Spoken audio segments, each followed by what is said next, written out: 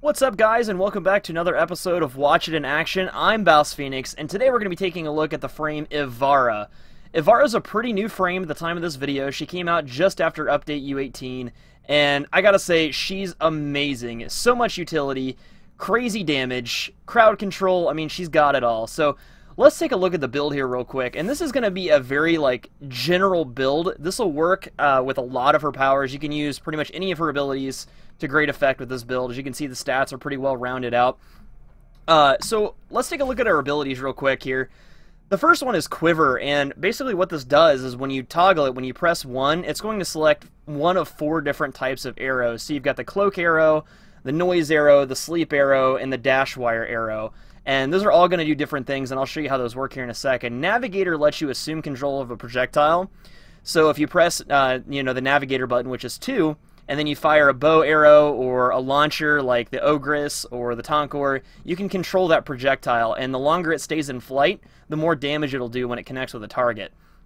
The third ability here is Prowl, and this ability allows you to become invisible, but at a reduction to movement speed and the inability to parkour. When you do parkour moves like bullet jump, stuff like that, it will take you out of this invisibility. This is going to be Ivara's greatest form of survival right here because she is very squishy and doesn't have the ability to take a whole lot of damage, even with a max rank vitality or redirection. So Artemis Bow right here is kind of the ability that makes the whole thing work. And this is kind of like Excalibur's Exalted Blade, where it'll take attributes from your equipped primary weapon. You don't have to use a bow with her, but I do because I like my Paris Prime build, and it works really well for Artemis Bow. But you can see here I got crit chance, I have speed trigger. This is going to allow us to charge the bow quicker and some stuff like that. So play around with a couple different primary weapons, see what you like the best. Like I said, I prefer my Paris Prime.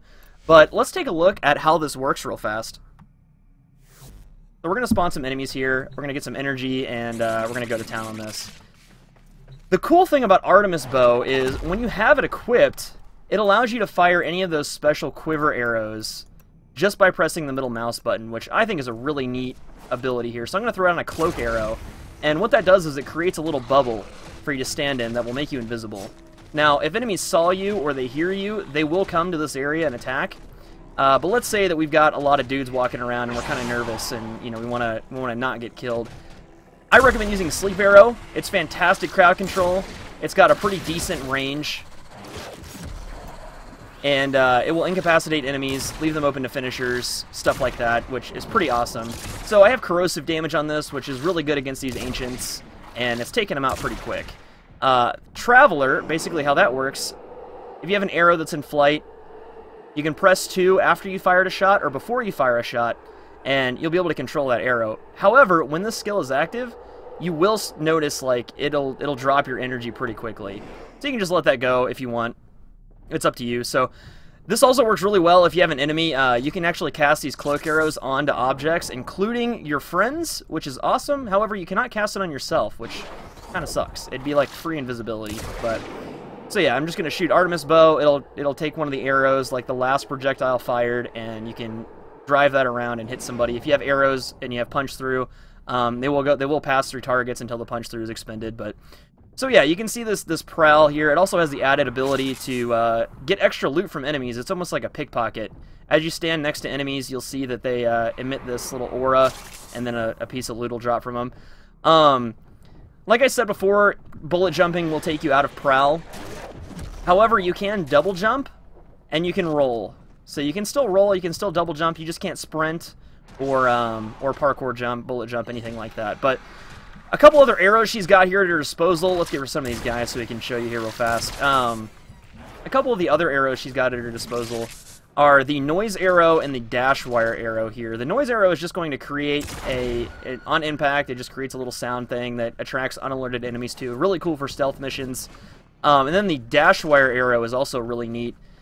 You just cast that, it creates a zip line. You can walk on it like you normally would any other zip line. You can cast pretty much as many of them as you want here. But yeah, it'll connect, and then it'll just connect between 2 points, whatever's closest. Cool thing about this is you can also use your powers on it, which is pretty neat, and no other Warframe can use powers on zipline, to my knowledge. But yeah, so this is pretty much Ivara. To be really effective, make sure you're cloaking yourself. throwing down those cloak arrows when you get into trouble. If you see a big group of enemies that you don't think you can take on, throw down a sleep arrow. It'll take them out. Leave them open to finishers. Leave them open to taking heavy damage from this Artemis Bow. One last thing, kind of important thing to note, is charging the Artemis Bow does not affect the damage it does. So all it does is change the orientation. I like having speed trigger on because that increases or decreases the time it takes to charge this bow up. So if I want to get a horizontal shot or a vertical shot, you know, I have that choice and I can make that decision rather quickly. You can also go, you know, diagonal like that. But again, that doesn't change the amount of damage it does. It just, you know, changes the orientation of the shot. This is Ivara, essentially. I mean, I really like this frame.